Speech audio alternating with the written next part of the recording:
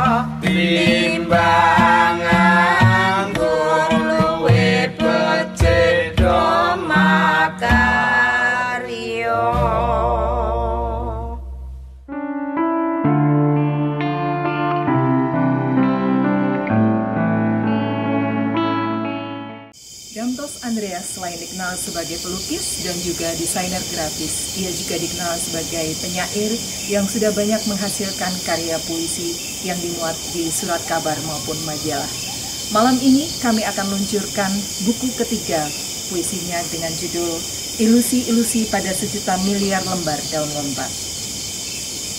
Dan puisi-puisi di dalam buku ini akan diapresiasi oleh teman-teman seniman dari Magelang, Semarang, dan Yogyakarta dalam bentuk musikalisasi puisi, pembacaan puisi, dramatisasi puisi, tarian, dan juga akan ada diskusi buku.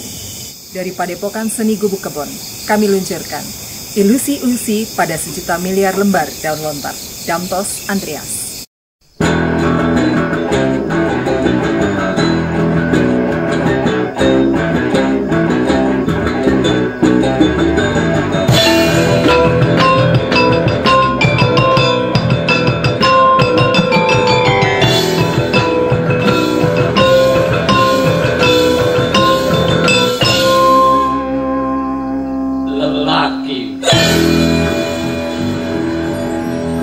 Ada sisa lerak dari rambut yang bekas keramas, bahu yang kukuh, sisa pertarungan dari reruntuhan magnet dan abu planet, penyepuh jingga rembulan kalangan, peluh yang mengkristal dan bau wanitamu yang keramat.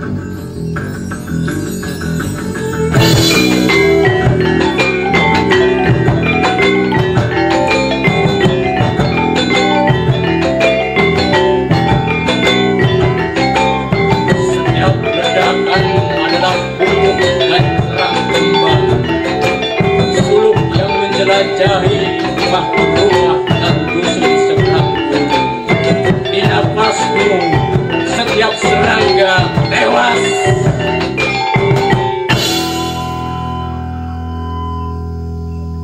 Dan serigala melamatkan erang dari tajam lengkingnya.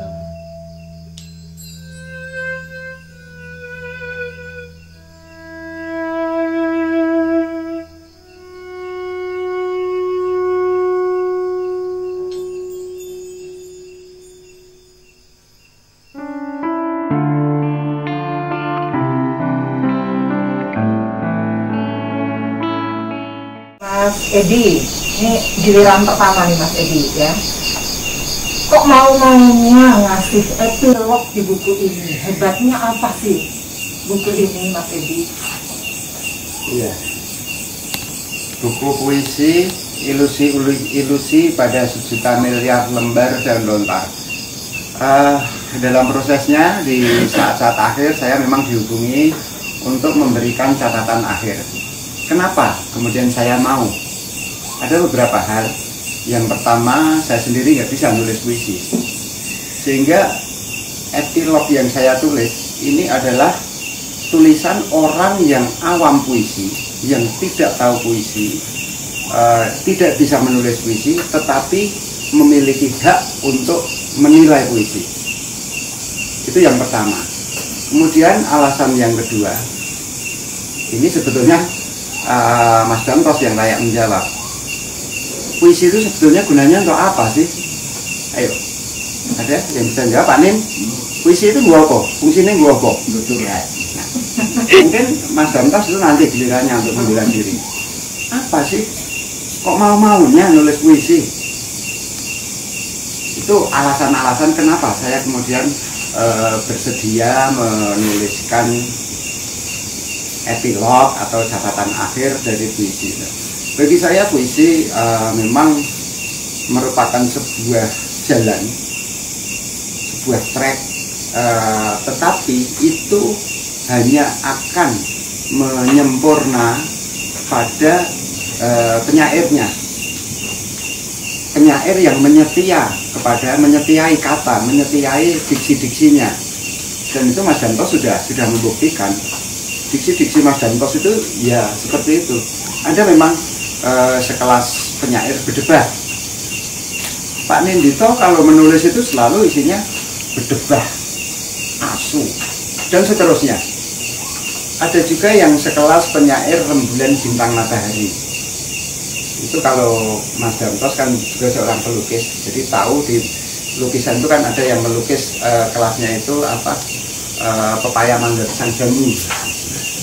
Ada, jadi melukis pepaya, mangga, pisang, jambu, komposisinya diubah-ubah, laku di pasar. Nah, penyair rembulan bintang matahari itu juga seperti itu. Penyair rembulan bintang matahari itu kita banyak lah, dan itu biasanya untuk melukiskan apa, melukiskan kegundahan, melukiskan apapun itu selalu merujuk pada rembulan bintang dan matahari. Di dalam buku ini ada juga rembulan bintang matahari, tetapi yang membedakan adalah endapannya, tingkat pengendapannya. Ranting Patah, puisi Dantos Andreas. Aku selalu gagal menemukan kalimat, bahkan diksi, untuk mewakilkan rinduku pada bulan dan bintang-bintang. Kadang malam jadi terasa mengkhawatirkan, lalu aku terjebak pada lingkaran ilusi tentang jawab seluruh pertanyaan mengapa. Tahun-tahun jadi terasa panjang dan menyiksa. Aku tahu kini, tak lagi sebaris pun pesan singkat bergetar di jantungku dari telepon genggammu.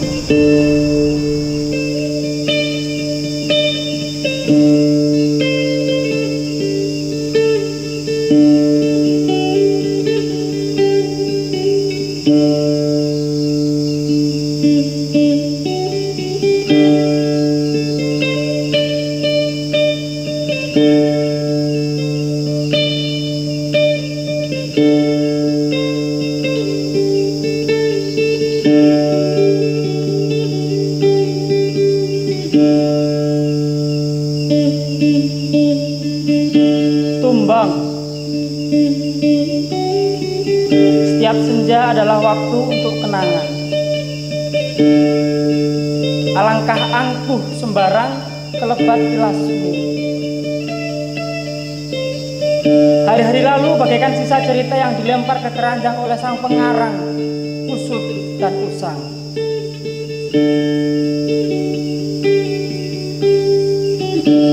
Tapi coba lihat esok pagi, Apakah aku masih jago?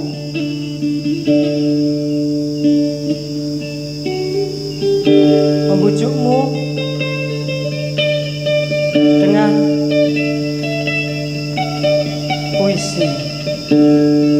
2019, Dantos Andreas.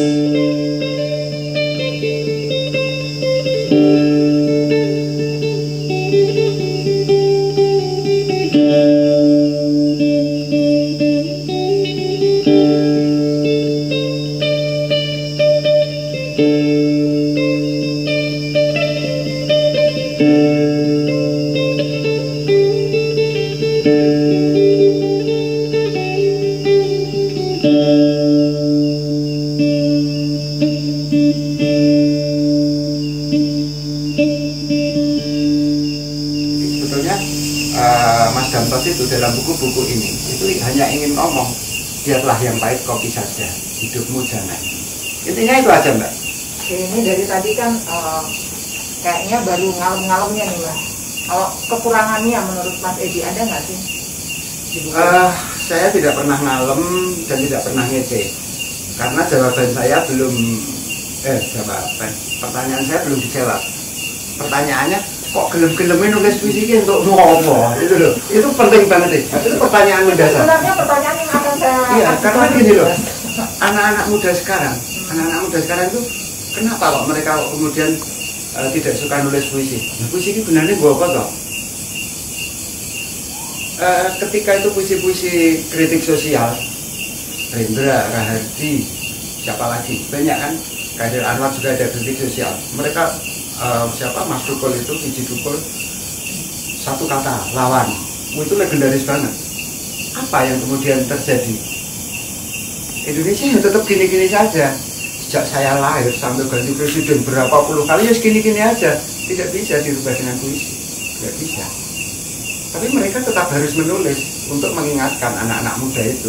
Nah, agak berbeda dengan puisinya Mas Dantos ini.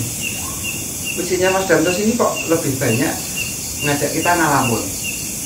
Jadi kalau Mas Dantos ini tipe penyair yang kalau ditanya, sibuk rak?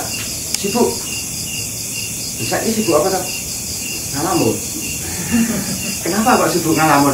Karena seorang penyair itu pekerjaan utamanya memang ngalamun, melamunkan kata, kemudian makna sampai mengendap. Bagaimana mungkin dia bisa kemudian bisa melahirkan ketika dua ekor kekupu saling berkejaran di antara bebungaan. Masih perlukah kita bertanya apa arti cinta? Itu perlu ngalamun untuk melahirkan selarik kalimat nggak mutu seperti itu. Gitu. Dan itu pekerjaan penyair. Dan lebih spesifik lagi pekerjaannya Mas Dantos. Ya, nanti akan kita tanyakan ya Mas ya sama yang bersangkutan. Saya juga pengen tahu itu. Nah sekarang ke Pak Nin dulu nih. Pak Nin itu kan teman keseharian Mas Dantos itu ya, dekat, rumahnya dekat, kemudian sehari-hari sering di kolam ya, di gubuk itu makan semerek ya Pak Nin ya. Menikmati ikan-ikan begitu. Nah, Pak Nin kan juga sudah membaca buku ini, sudah menyelami kejiwaannya si penulis ini. Nah, menurut Pak Nin, karya yang ada di buku ini dengan keseharian sang penulisnya itu gimana, Pak Nin? Ada yang menarik di sini di buku ini. Ya buku ini dibuat. Jadi pengakuan pengantarnya itu ini adalah puisi-puisi yang ringan. Dia tidak mau menulis ini sebagian dari ratusan bahkan ribuan puisi yang dibukukan di sini itu yang ringan. Dia tidak mau membebani pembaca dengan beban sastrawi yang mengkeruk, yang abot-abot. Terus pertanyaannya, musik itu kan untuk yang berpikir kok, yang ringan, itu cuma curhat ya. Hal-hal yang sangat personal, bahasa akademisnya sedikit private gitu ya, diungkapkan di sini. Sementara puisi-puisi yang menurut pengakuannya yang lebih berbobot itu tidak di sini. Loh, seperti Mas Dwi tadi, loh kok ditulis di sini ngapain sih gitu loh? Kok kayak ini gitu loh. Jadi, sementara apa ini pembukaan dulu, yang ringan dulu deh. Nanti setelah ini nanti baru yang upload. Buat sekali atau book yang kayak apa lagi gitu loh. Jadi ya, yang menarik itu menurut saya yang itu pembuatannya ini. Tapi dari segala semua isi yang saya lihat itu, ya tadi itu berbicara tentang hal-hal yang sangat personal, bahkan sedikit melankolik ya, melankolik katakan yang apa kita itu sederhana gitu kan. Sehingga saya cari-cari angle mana yang enak kira-kira supaya kelihatan agak ya tapi iya gitu lah kan seperti itu. Jadi yang menarik buat saya seperti itu. Justru yang diambil dipilah-pilih, dipilah yang ringan gitu, bukan yang ilusi-ilusi pada sekitar miliar lembar daun lontar ini. Saya nyari yang beratnya mana, karena pengantarnya yang ringan yang berat yang mana. Berat atau ringan puisi itu kan relatif ya. Kalau buat kita yang sudah berumur ini mungkin puisi yang hujan turun lagi ya kadang-kadang yang berat doang ya. Tapi buat anak-anak milenial yang hujan turun lagi itu luar biasa. Itu kayak John Lennon bikin lagu I See the Way. Ya kayak Didi Kempot itu merayakan patah hati. Patah hati itu dirayakan dengan joget, itu sangat luar biasa. Itu ringan secara materi, secara penyampaian, tetapi secara perenungan, penghayatan itu dahsyat sekali. Orang yang sedang patah hati, sedang sedih, nah kok bisa merayakan kesedihan dengan joget? Ambiar ya. Dahsyat itu benar.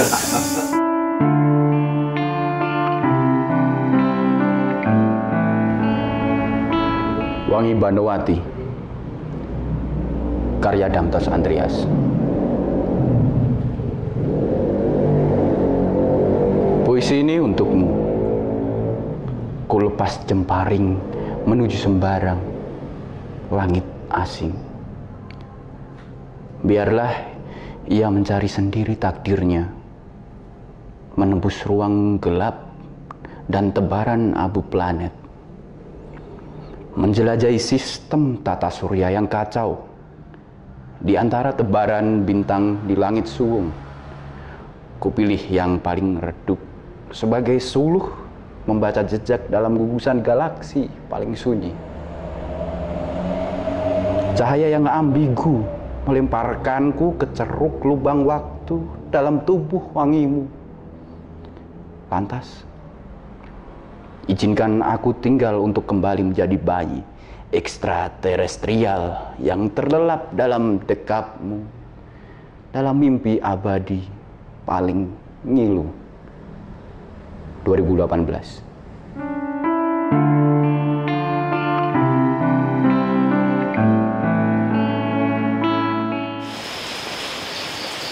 Perempuan bermain gitar dan mantel merah menyala.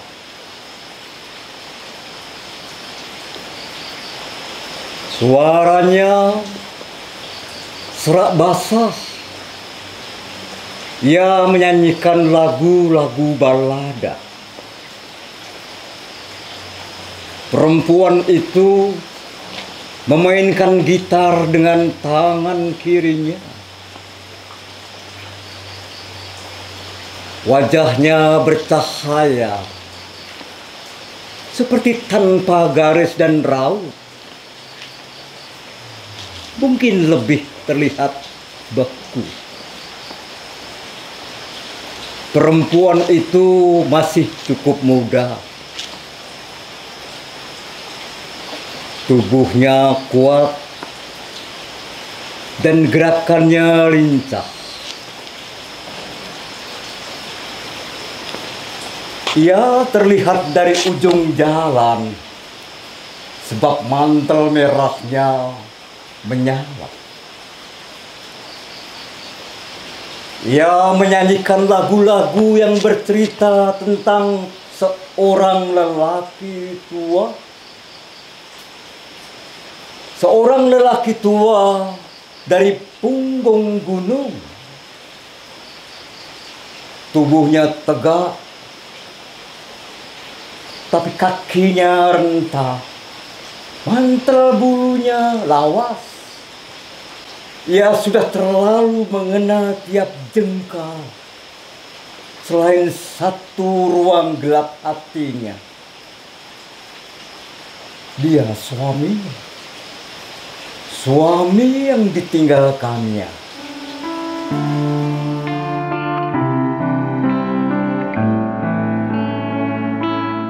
Oke, ini kan tadi rata-rata ringan gitu kata Pak Nina. Ya pengakuan si pengantarnya bisa. Dan mengamini begitu membaca ya Pak Nina. Dan mengamini bahasa itu. Oh iya. Sangat-sangat personal. Bahkan ada sedikit setiap manusia itu kan ada ruang-ruang yang private yang orang lain nggak buat digembok rapet-rapet gitu. Nah ini agak genit sedikit dibuka sedikit itu loh gemboknya itu. Jadi pembaca disuruh minjem dikit gitu. Kan setiap manusia kan ada satu ruang dalam hatinya itu yang tertutup rapat. Nah, itu gembok kuncinya dibawa mana-mana. Hanya dia aja di saat tertentu dibuka, dilihat ruangan itu kan. Nah ini tidak sama dia dibuka sedikit gitu loh. Dia di pembacaan yang ngintip apa ya mungkin bikin penasaran jeruni apa serem toh itu loh. Serem. Sebagai orang yang sudah lama berkecimpung di dunia panggung Pak Nin, kalau melihat puisi-puisi yang ada di buku ini, cukup banyakkah yang bisa dimainkan di atas panggung? Puisi itu ada puisi kamar, ada puisi pamflet ya. Nah ini sebagian besar puisi kamar memang. Ya tadi private tadi, ya. Personal. Jadi kalau di tabungan juga bisa, gitu. Ya tergantung, tapi lebih afdol memang kalau hanya dinikmati. Ya dinikmati, namanya puisi kamar ya kan, personal kan.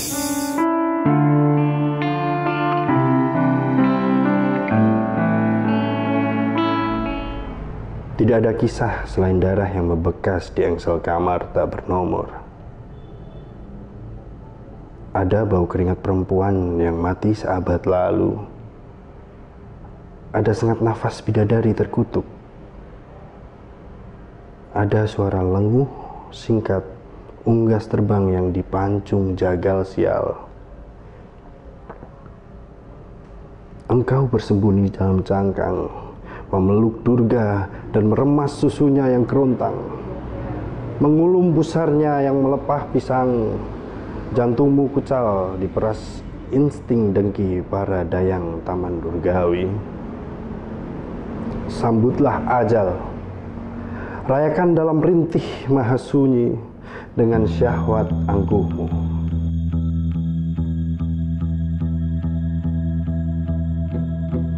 Jejak itu pudar, mencari arah yang patah, kecuali sisa nama. Kata sakti yang remuk di ruang kemah, tubuhmu yang telanjang semata bayang. Ku ukir grafiti yang melukai.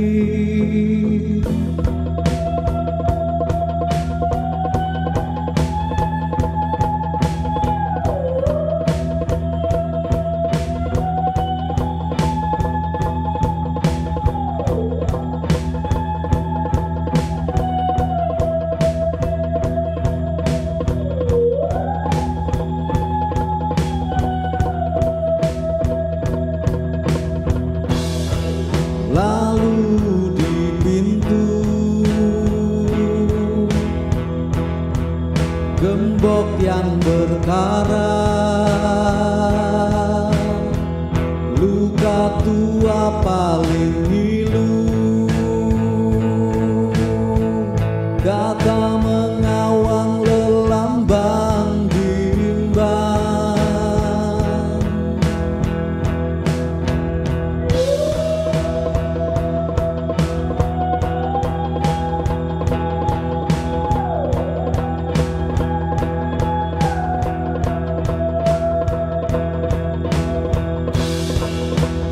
jejak itu pudar, kecuali sisa nama. Kata mengawang lelambang bimbang, jejak itu pudar.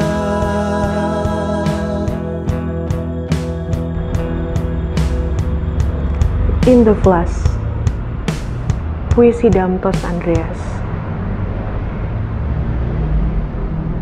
Tell me something eluding you, sunshine. Seperti debu terbakar badai matahari. Kemana hujan bersembunyi? Tak ada lagi jejak yang membekas pada pagi hari. Ruh yang gosong dan bayangan tubuh dengan tangan membentang. Yesus tidak disalib di sini. Ya. Bayangan samar itu, waktu tersesat dalam jiwa yang ambigu. Tidak. Juga para terkutuk dari Sodom dan Gomora. Ruh yang gosong, menguap dan melenyap, menikam semua peta hingga bolong.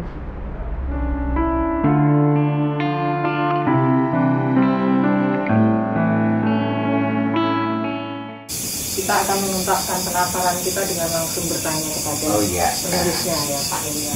Mas Damtos Andreas, ini kan orang juga mengenal Mas Damtos ini sebagai pelukis, sebagai desainer grafis. Kemudian ini adalah buku ketiga ya, buku puisi ketiga ya Mas Damtos ya. Nah, kenapa Mas Candu menulis buku puisi itu setelah dua yang sebelumnya itu? Sedikit menuliskan tentang buat apa sih menulis puisi? Sama dengan pertanyaan buat apa sih bernafas?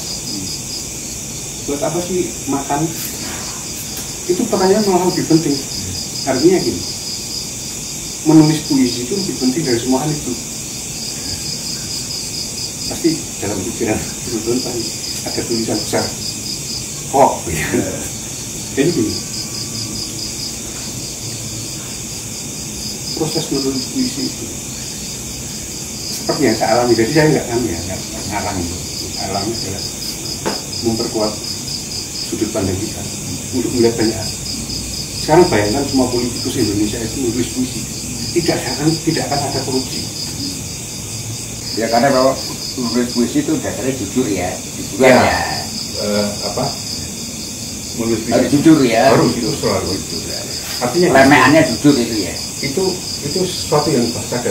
Jadi ketika kita masuk dalam proses kepenyidikan itu biasanya lepas dari semua. Kadang-kadang kita akan kelihatan banget kalau puisi itu dibuat dengan kebohongan itu. Ya, dibuat-buat atau itu atau yang apa adanya itu akan kelihatan. Dan puisi yang jujur adalah puisi-puisi yang seperti dalam buku ini. Kalau dewe, ayo mulai. Tapi nggak apa-apa. Memang kalau saya menimpali puisi yang baik adalah puisi yang jujur dan ikhlas ketika ditulis. Itu menuliskannya itu harus jujur dan ikhlas, itu pasti. Karena kalau jujur saja tapi tidak ikhlas, pasti ada yang disembunyikan. Itu Pak Nindito tadi sudah ngomong, ada sebuah ruang privat yang dibuka sedikit supaya publik bisa mengintip. Itu ada keikhlasan di situ. Ada keikhlasan. Jadi puisi yang baik adalah puisi yang jujur dan ikhlas. Dan Mas Damtos sudah menyebut ini puisi yang baik gitu loh. Hanya kalaupun ini kemudian puisi yang baik, anak saya yakin kok kalau tak suruh baca ini juga akan kelelahan. Terlalu berat bagi anak-anak SMA, bagi anak ini. Jadi anak saya senang filsafat, bacaannya filsafat, tapi filsafat Mas Damtos ini sangat berbeda karena berpijak pada realitas. Jadi ketika kemarin kapan itu saya tanya, Mas sibuk ora Mas? Sibuk. Hari ini apa sibuknya? Hari ini melanjutkan yang kemarin. Apa Mas? Mencintaimu katanya gitu ya. Luar biasa apa gitu. Untuk membuat kayak gitu itu iya kan Mas? Bayangan saya sudah lain untuk tongseng.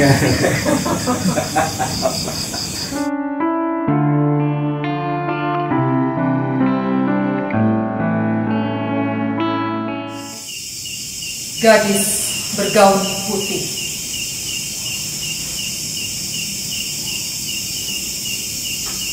Nyala matanya yang beku adalah kata. Kisah yang sudah terlalu tua. Serentet narasi atau segugus tragedi. Membeku pada sepi.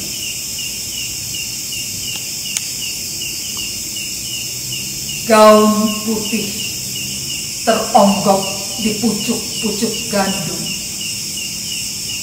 Ada percik darah dari ledakan paru yang rintih. Sebagian orang mencoba menuliskannya kembali. Seperti penziarahan berulang-ulang. Kalimat panjang yang tak mengenal tepi, seperti pendakian pada pucuk nyali.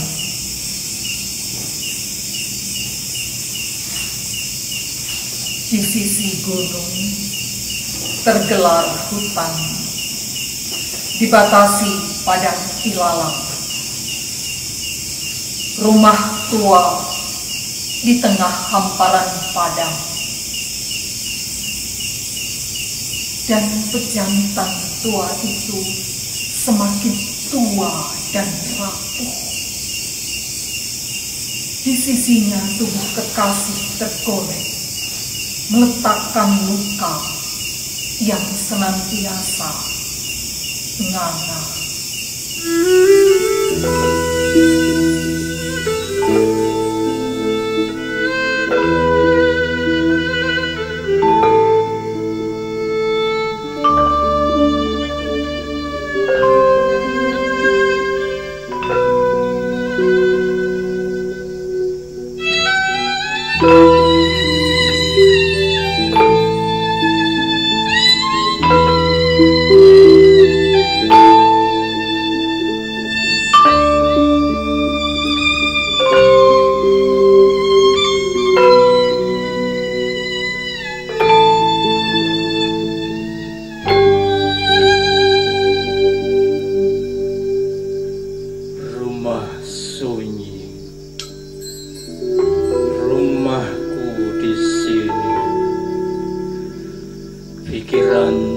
Dijelajahi mimpi, hati yang sibuk oleh hasrat dan rencana-rencana. Alang dan tumbuhan makin liar di sekujur halaman, mengaburkan peta dan jalan pulang.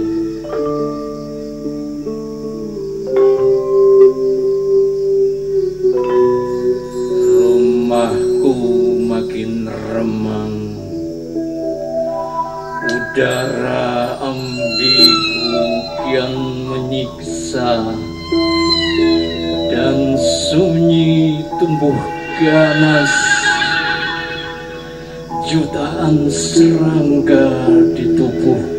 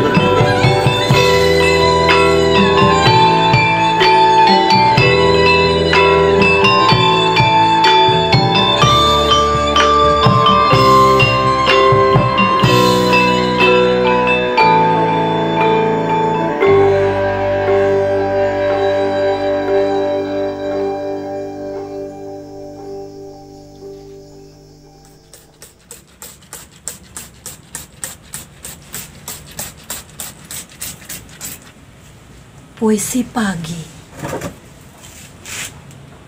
selembar teh, dan segayung matahari.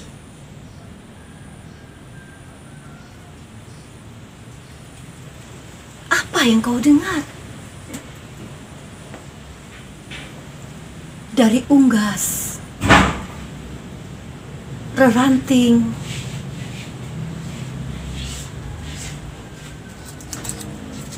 dedaun jatuh,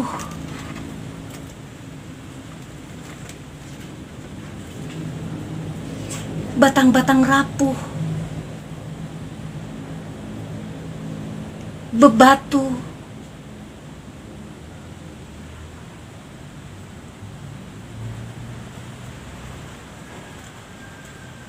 apa yang kau dengar?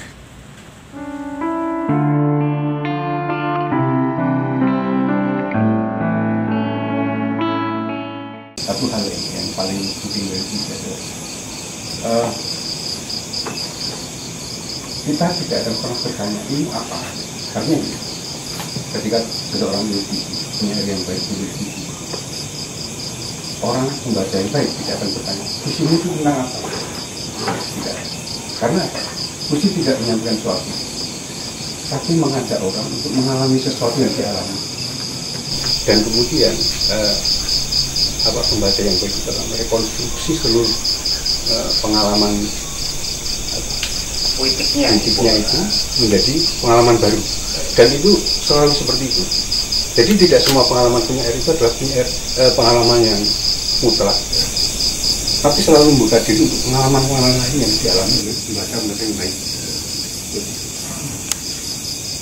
Saya punya dua anak, dua-duanya sangat tidak menyukai puisi. Karena dua orang tuanya penyair, yang satu penyair internasional tapi mereka nggak suka lagi gitu. Wah, aku nggak suka lagi. Yang satunya penyair kampungan tapi pemerintah kemati. Jadi nggak ada hal yang mereka itu menjadi tertarik sehingga mereka keluar. Tapi mereka perlu menulis puisi bagus. Dan menurut bapaknya. Dan kemudian mereka juga sangat mudah memahami puisi, apalagi puisi ayahnya. Kan dia menyalahkan sana ya. Tapi sebenarnya ini gini Pak, saya tadi kan ada banyak hal yang seolah mengkonsumsi karya-karya saya itu sebagai pengalaman saya pribadi, sebagai saya harus mengalamun. Nggak pernah saya itu mengalamun terus kemudian untuk menulis puisi itu harus mengalamun berpose apa. Tidak kumpul barang ya, kumpul. Tidak, saya kadang-kadang tanpa dirasa. Kadang-kadang saya lari. Dulu ketika saya bertengkar sama istri saya, mantan istri saya, lari-lari bertengkar sambil menulis puisi loh ya. Artinya ya apa? Itu dunia yang sangat terbuka untuk banyak orang, untuk semua, mungkin juga semua penyair juga. Bahwa setiap penyair itu punya ruang, punya wilayah sendiri yang itu bebas dimanapun. Yang akan ditemukan dimanapun, yang akan memberi wilayah dia sendiri yang sangat otonom untuk menciptakan hal yang ini. Kalau saya sama teman-teman yang banyak bertanya tentang gimana sih proses kreatifnya, saya selalu memberi contoh bagaimana kalau kita menyelam ke dalam danau yang agak berporos sekali di dalam itu. Airnya sangat biru, juga di bawah pasti banyak aliran. Kalau orang awam pasti akan berpikir bahwa di dalamnya banyak sekali hal ikhwal yang tidak masuk akal gitu. Nah si penyair itu menyelam, lalu dia tidak wah di sana ada batu, wah di sana ada atas, wah di sana ada, wah ini pasti sejak hantu apa, enggak sampai jauh, tapi dia hanya diam, merasakan ketakutan, merasakan hal yang dia ingin tahu, merasakan banyak hal di situ yang itu tidak hanya dibayangkan, bahkan tidak akan terus dibayangkan. Nah ketika si penyair itu muncul dari danau, dia tidak akan menceritakan itu semua, tapi dia akan mengajak orang nyelamat ke danau sana.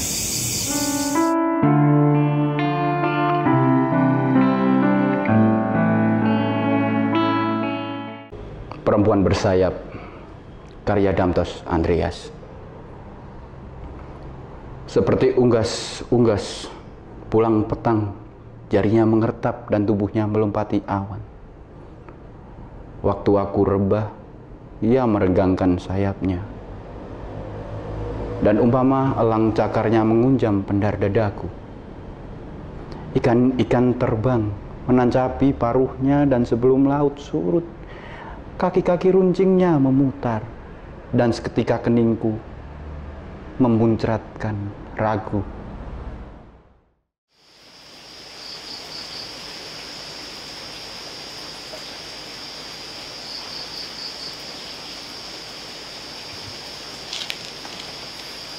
Nocturno. Dewi, ulanglah. Bapa menunggu dalam luka tua sekujur umur. Dewi, lihat bulan itu juga menunggumu. Tapi senja membujuknya untuk tetap tinggal hingga laut diam tertidur di palung malam. Dewi, jangan bergegas karena rindu tak pernah akan lunas, dan hati enggan memupus jarak. Tapi cinta cuma menunda sampai waktu menggali sendiri kuburnya. Lantas Dewi tertidur dalam sunyi.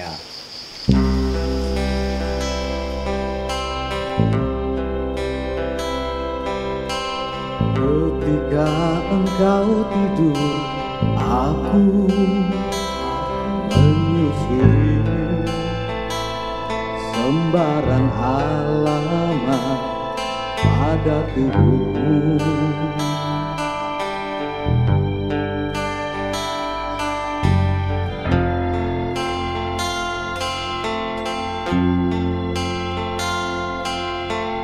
Pernah kau sembunyikan sesuatu sebelum gelap turun dalam kabut.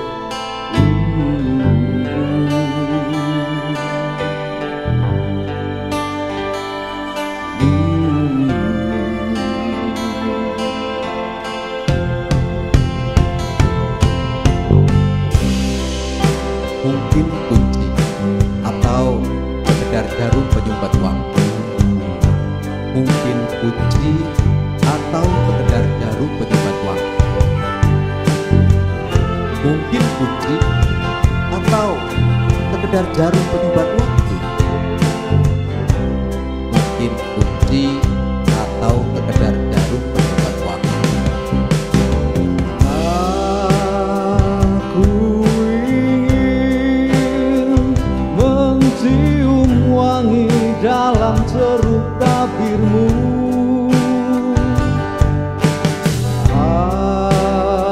Aku ingin mencium wangi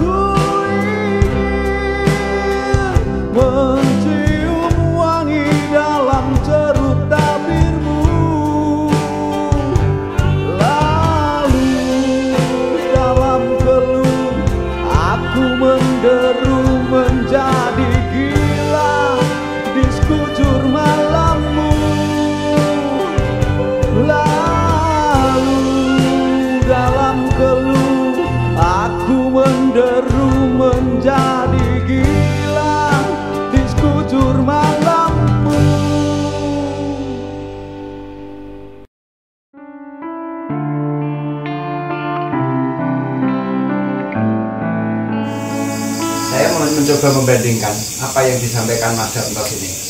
Ini sebetulnya kan supaya kelihatan cerdas saja.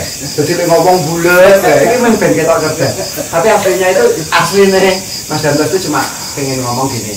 Puisi-puisi saya itu tidak menawarkan apapun, hanya mengajak pembaca untuk mengalami hal-hal yang belum pernah dialami secara filsafati, secara realistis.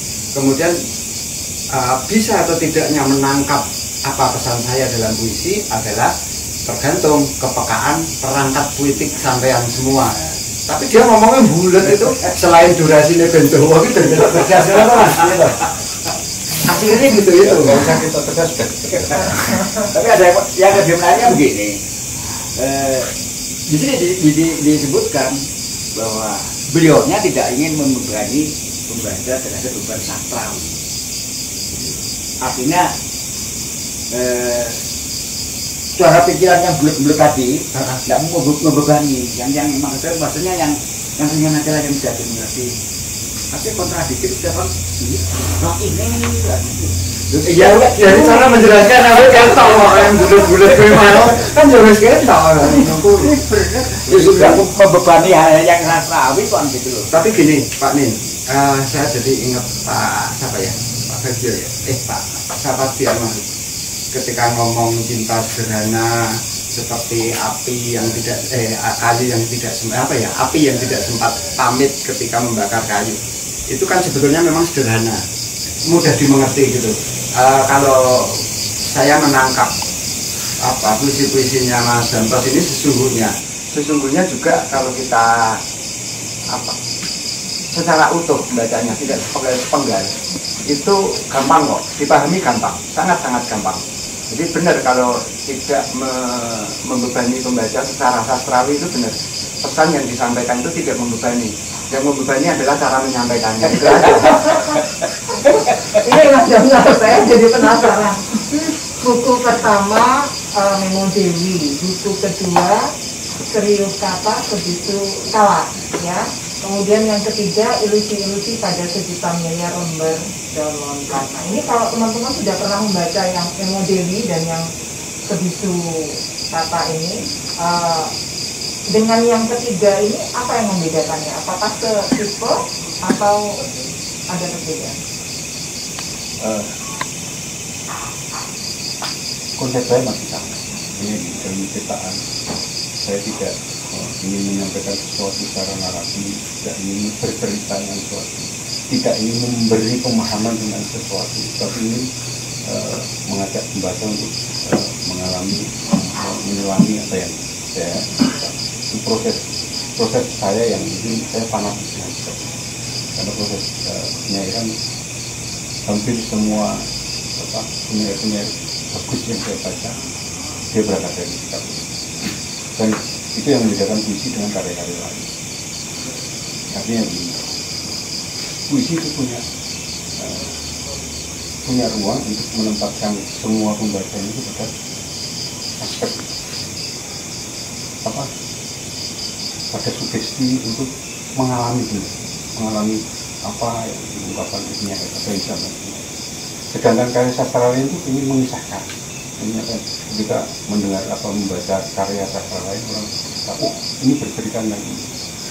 Ketika membaca sebuah isu, ini berpikir tentang ini. Ketika membaca sebuah artikel panjang, ini menceritakan tentang suatu tempat. Itu tidak seperti itu. Ini adalah bagi seorang bagi saya adalah sebuah pengalaman yang itu kadang bawah sadar. Dia sendiri kadang-kadang ada tuh, saya ini. Terus kemudian dari itu pengalaman itu ingin mempengaruhi pembacanya untuk mengalami hal yang sama dengan tingkat tertentu kayak Mas Dadi tadi bilang kan, tingkat ini pemahamannya berbeda. Ya, bahkan ketika bicara tentang pemahaman itu sendiri sudah salah. Ya, ketika masuk pada sugesti, mengalami sesuatu dan menemukan sendiri pengalaman itu, dan mungkin pengalaman itu tidak sama dengan pengalaman yang dalam itu. Nah, keberhasilan seperti itu seperti itu. Tanda-tanda dari itu adalah pembacanya tidak paham. Memang tidak perlu paham. Itu berhasil di situ. Tapi kemudian ngerasa Mas Edi, saya baca video saya tenggelam dia sampai bulan matahari. Padahal nggak ada matahari di sana. Ada imajinasi itu. Ada di situ. Mungkin pertanyaan terakhir. Oh, pertanyaan yang belum tak jawab tadi. Dari konsep saya itu, apapun yang muncul, itu mungkin ada garis merahnya, tapi mungkin juga pengalaman-pengalaman yang hampir sama, tapi sebenarnya beda, karena dialami dalam proses sejarah si penyair itu. Misalnya contoh saya ketemu Mbak Lita, ada sejarah lain. Saya ketemu Pak Min, ada sejarah lain. Saya ketemu Mas Edi, ada sejarah lain. Itu ketika proses penyair itu hanya berkutat di satu tempat itu jangan disalahkan dengan tempat fisik ya. Itu tempat imaji, tempat psikologis, tempat yang apa ya? Ya multidimensi. Jadi seperti itu. Jadi mungkin banyak hal yang hampir sama seperti penyampaian saya, terus mungkin nama-nama juga banyak ya. Nama Dewi saya sering menggunakan, tapi saya ingin aja pasti Dewi itu sangat dekat dengan banyak pembaca dari kalangan apapun. Dewi dari kalangan sangat klasik kayak Mbak Mira juga sangat kenal Dewi itu siapa. Ini mau ngomong sangat kuno, tapi terus ini sangat klasik. Itu dunia ya, kalau karena Mas Edi ngomong kuno, ya saya itu kemudian lawan katanya dunia modern juga gitu. Anak-anak muda saya ketika Dewi, pasti saya mau gini. Jadi daripada bayangkan Hartati, gitu ya. Sorry karena punya Hartati. Jadi apa nama-nama itu kadang-kadang bukan sesuatu yang mungkin ada di nama yang nama dalam itu nama yang dalam kehidupan saya hilang. Tapi ada juga yang nama yang disamakan, tapi imajinasinya sama.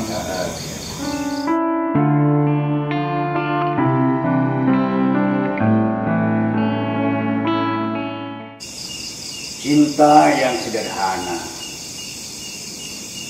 Aku cuma punya ini. Katakan cinta yang compang-camping. Ada tahun dan nama-nama. Buram di sembarang sisinya. Aku hanya punya sisa kata. Kadang ku kais dari kicauan para filsuf. Kurangkai ulang menjadi keluh kesah. Kadang makian. Tapi aku masih bisa menggoreskannya pada dua susumu. Grafir puisi yang darahnya menuntun dengus senyap-senyapmu menuju sekuntum rindu.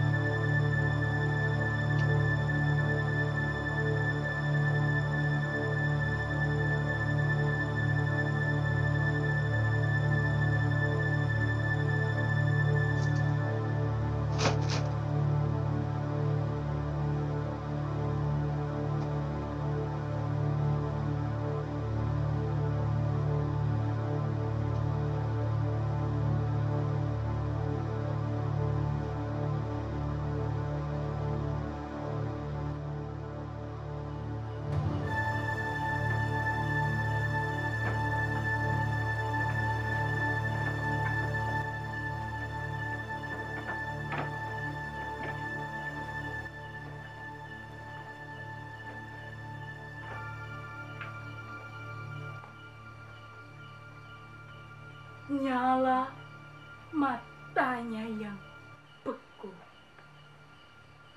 adalah kata.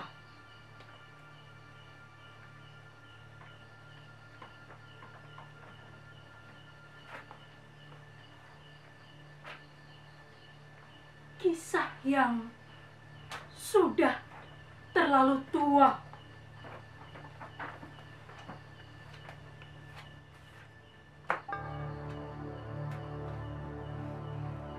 Serentet narasi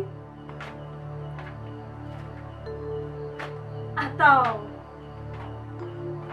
segugus tragedi.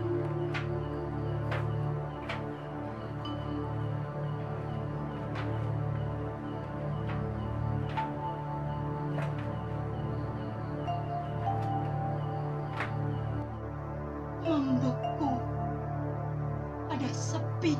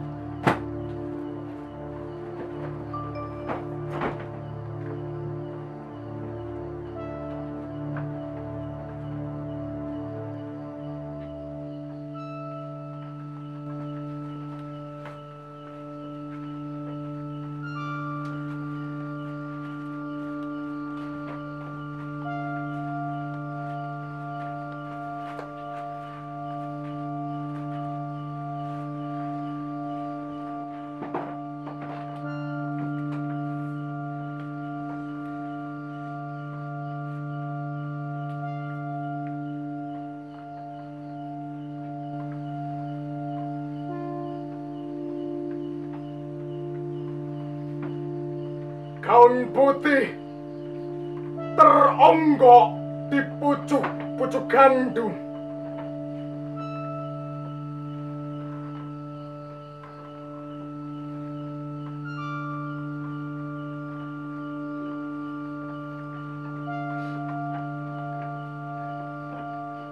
Ada percik darah dari ledakan paru yang ringkih.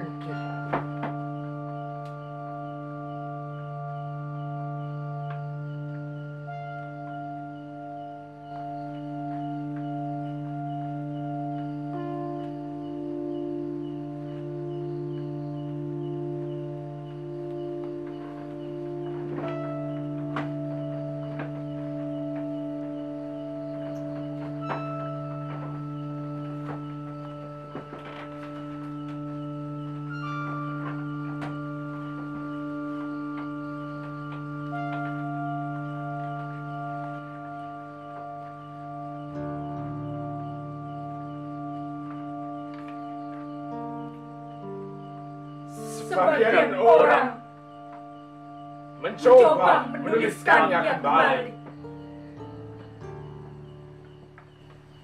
Seperti peziarahan berulang-ulang.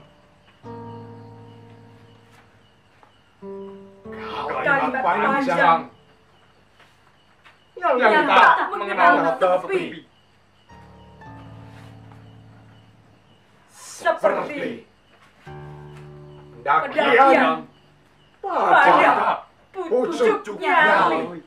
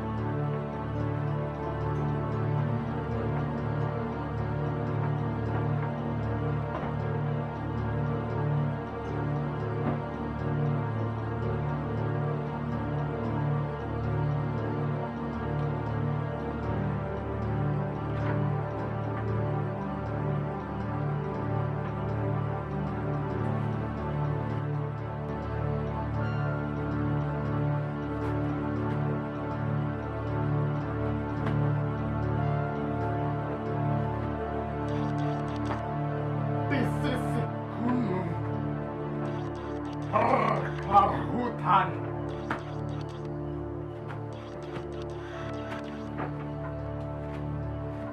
Dibatasi. Ada ilalang.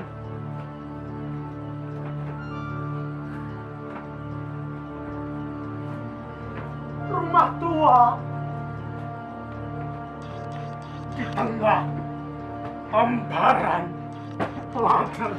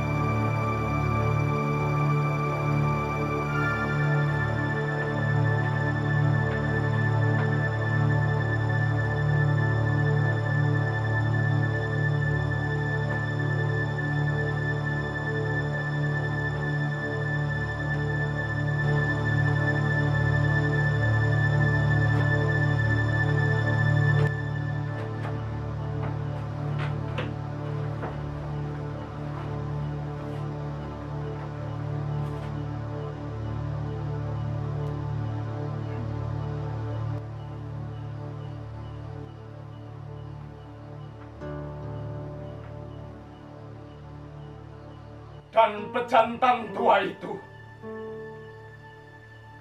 semakin tua dan rapuh.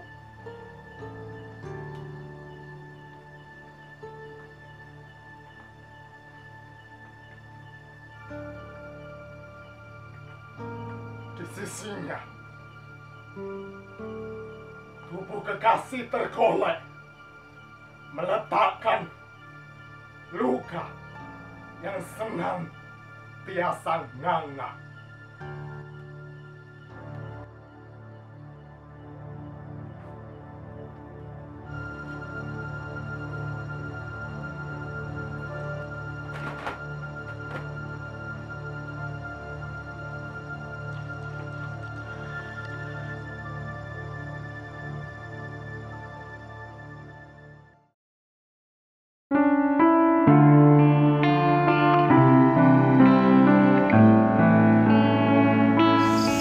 Cuma sedikit kalau saya pengen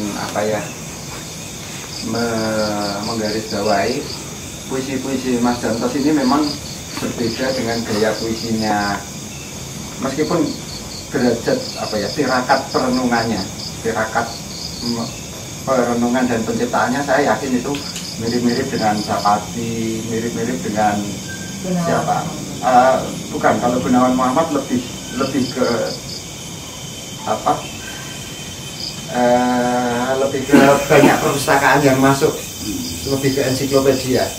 Tetapi kalau Mas Dantos ini kan betul-betul real pengalaman, jadi kayak Pak Sapadi, kemudian jadi bukan model ini yang kalau saya mau memberikan masukan, ini puisi-puisi di tempatnya Mas Dantos ini tidak bisa dipenggal untuk kemudian dijadikan quote, karena kayak Mas Joko Pinurbo itu puisinya bisa menjadi sebuah quote, apalagi Mas Tejo itu puisinya hanya 2 larik, sehingga itu puisi, tapi kemudian lahirlah genre puisi quote.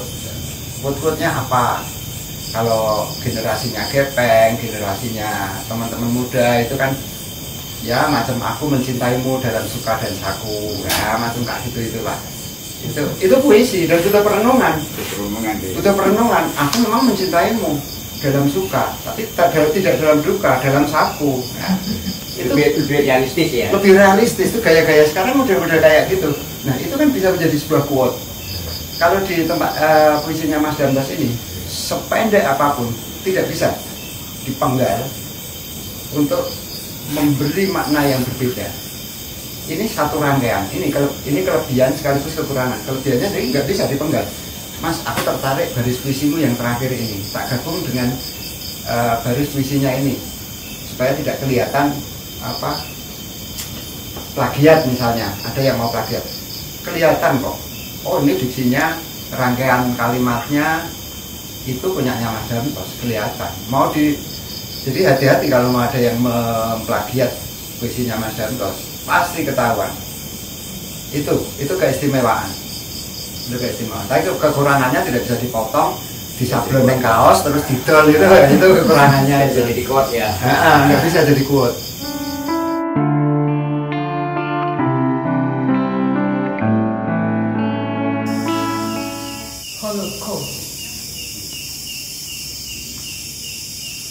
Rumah-rumah batu di lereng bukit di antara belukar, deretan oak dan alang-alang. Lalu jalan setapak menikung ke semak di belakang rumah yang berbatas sungai. Kisah-kisah lama tak tersimpan di bekas runtuhan itu. 80 tahun lalu, beberapa waktu sebelum kekacauan itu, orang-orang berbagi gandum dan anggur. Anak-anak merawat ternak mereka sambil rebahan di rumput-rumput liar menunggu senja. Sebelum pagar ditutup tergesa dan sebentar lagi musim bunga datang. Matahari akan lebih lama bersinar. Anggur sudah bisa dituang pada pesta. Siang akan sangat panjang, namun tak akan melelahkan.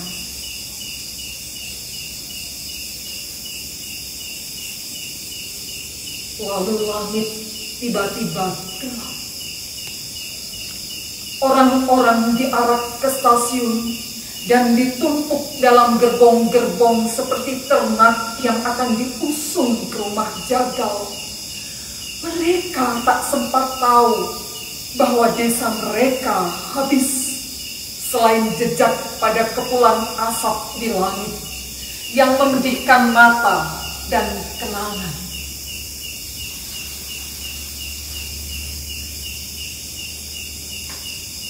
Kereta berhenti di tanah yang lapang dan sibuk. Gerbong menumpahkan bukan cuma tubuh-tubuh, tapi juga ratap dan kengerian, dan sisa hujan dari musim yang tersesat, memudahkan para pasukan jagal itu menggali-galinya, lalu mengubur hidup-hidup sebuah etnis yang disalahkan.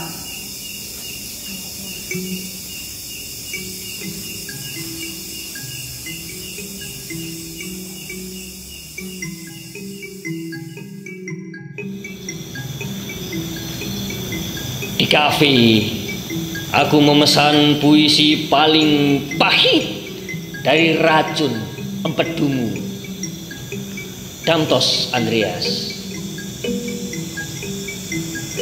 Rindu membuat semua jadi tampak kejam, juga ingatan.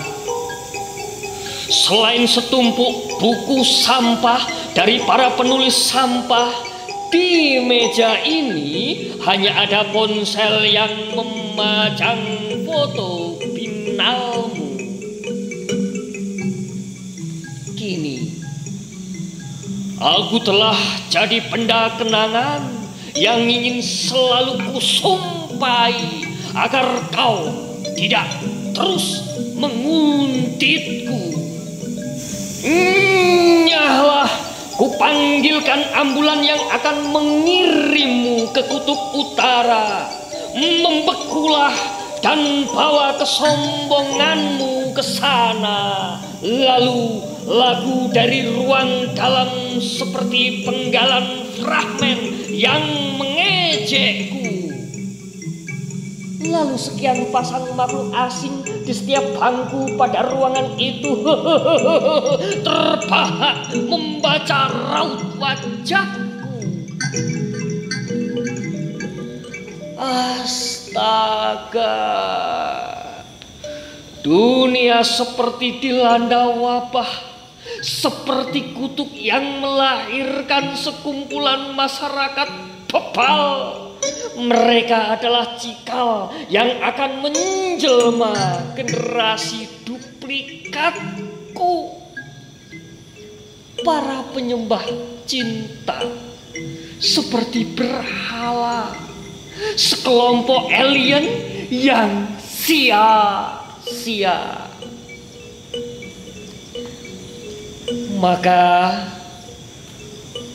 beginilah Dewi, aku hanya ingin menenggak tanpa sisa. Puisi pahit ini hingga ampas-ampasnya. Lantas biarkan aku menghilang, mengerak di lubuk ingatan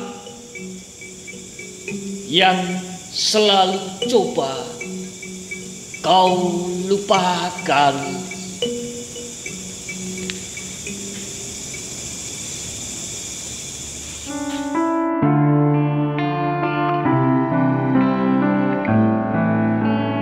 Oke, mungkin pertanyaan terakhir nih, Mas Delta.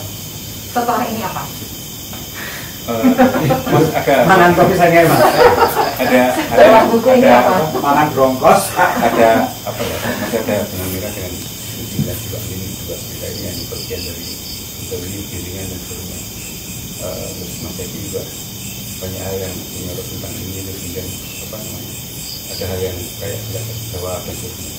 Ini sebenarnya iya, saya tadinya kan mau satu buku yang kemudian ada bagian dari drawing puisi juga. Jadi kalau dulu dikenal sebagai puisi konkret ya. Saya bikin drawing puisi. Beberapa yang saya targetkan sekian paling enggak, tapi dari dulu maksimal cuma jadi 7.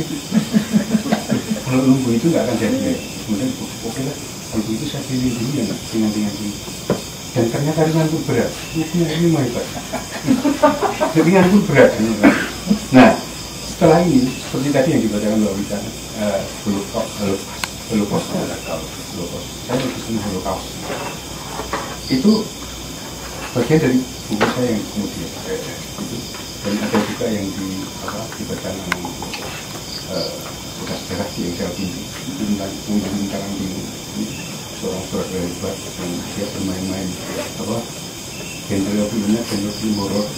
Dia mau memainkan film horor untuk sesuatu yang penuh perenungan dan itu dulu sempat jadi tema pembicaraan anak-anak muda yang berpikiran film horor itu tren berpikir dan sebagainya. Nah, saya ke arah itu, arah puisi-puisi yang memang lebih meningkat dari segi yang tidak bisa dipahami ada apa gitu. Biar aja, biar kapok. Artinya semakin sukses. Semakin saya bukan tidak bisa dipahami, agak sulit. Nah, semakin gelap, semakin absurd. Bukan gelap, karena bahasa saya itu bahasa yang sangat konvensional, sangat sederhana. Diksinya memang indah sih diksinya, tapi sebenarnya sangat semua orang tahu diksi itu. Tadi ada yang ngobrol dengan teman ini yang ngobrol tentang satu diksi, saya kaget tuh. Ya kamu aja tahu ternyata diksi. Saya bayangkan masa dia nggak apa-apa gitu. Ternyata anak-anak cetak. Artinya gini, banyak diksi-diksi yang kadang saya temukan baru menurut saya ya, ternyata kalau diksi kan dalam kurung bahasa pasti akan dinamis dan selalu ada benturan ya. Tapi ketika pemaknaannya baru itu akan menjadi baru. Nah, puisi memungkinkan itu. Nah, puisi saya yang akan datang, buku saya yang akan datang itu lebih ke peningkatan itu. Saya nggak akan ngomong cinta lagi lah. Cinta itu sudah beda lagi lah. Cara melihatnya sudah beda. Ada sih satu dua, ada masih ada tiga tunggal. Tapi lebih ke perenungan yang ada. Artinya saya yakin ini buku ini ketika disahkan sudah langsung beberapa orang berminat beli dan sebagainya. Dan masih banyak yang inbox saya. Nah, artinya gini, dengan tingkat seperti ini ada khalayak yang punya kerinduan untuk memahami yang tingkat-tingkat yang kayaknya ini. Nah, itu lebih memberi. Kalau Gunawan Muhammad itu pernah kayak semacam yang puisi berpikir. Ada dulu sempat menjadikan ada beberapa penyair yang kemudian lari ke sana. Dan sekarang anak muda yang kalangan Kompas, orang Timur dan lari ke sana. Artinya dia menjadi sepanjang tangan Gunawan Muhammad dengan puisi-puisi yang berpikir yang butuh mikir gitu ya. Berpikir bukan berpikir. Itu menjadi menjadi tingkat yang kemudian nah, saya kesana tapi di prosesnya saya menemukan banyak hal, pengalaman yang pengalaman konkret sebenarnya ketika saya jalan-jalan dan menemukan sesuatu, menemukan banyak hal yang menghasilkan penemuan baru tentang sesuatu. Dan juga sampai ini juga ada hal yang kemudian menjadi campur aduk dan jadilah bahan diksi. Ya, terima kasih Mas Danto, sukses terus untuk buku ini dan buku-buku selanjutnya. Mas Edi, terima kasih juga dari Semarang. Satu catatan penutup Mbak Vita. Silakan. Jadi dari kesimpulan Mas Danto ini tadi, saya menyimpulkan itu kalau melihat puisinya Gunawan Muhammad Interlude itu, siapa yang tidak pernah melihat pasir di pantai? Siapa yang tidak pernah melihat lokan di pantai? Semuanya pasti pernah melihatnya. Tapi apa makna kulit lokan, kulit kerang di pantai itu apa? Nggak ada kan? Dan dia tetap ada di sana. Ada maknanya atau tidak ada, dia tetap ada. Sama halnya dengan Mas Danto. Puisi ini mau bermakna atau tidak, ini loh saya hadirkan, silakan. Intinya seperti itu. Diserahkan sepenuhnya kepada pembaca, pada khalayak. Pada khalayak. Pak Nin juga terima kasih untuk kehadirannya. Jadi selanjutnya kita kemana? Tongset atau apa? Lesat juga. Yang belum lesat juga. Sudah, bahkan tongset tetap berjumlah. Ini apa tuh?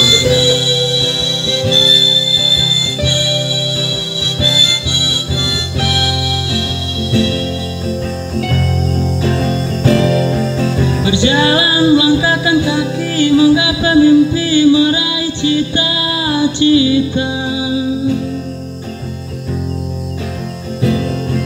Bersama doa yang senantiasa mengiringi dan berusaha sekuat mungkin. Teguhkan hati, bulatkan tekad, tetap berhati-hati dan tak kena putus asa. Semoga esok akan lebih baik dari hari kemarin. Hari ini begitulah harapnya. Selalu ada yang membelenggu, namun itu tak apa. Teruskanlah perjuangan.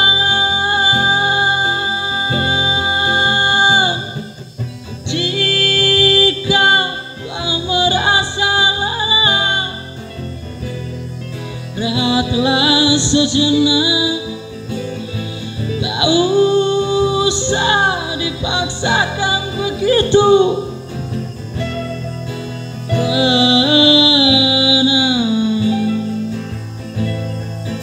Demikianlah peluncuran buku Damtos Andreas. Bagi Anda yang berminat untuk mendapatkan buku ini, silahkan menghubungi nomor berikut. Dari Padepokan Seni Gubuk Kebon, selamat malam.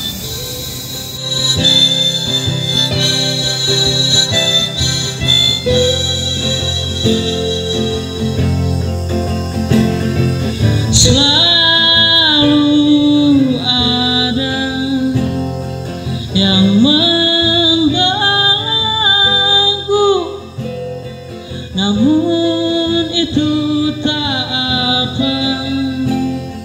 Teruskanlah perjuangan. Jika kau merasa lelah, rehatlah sejenak.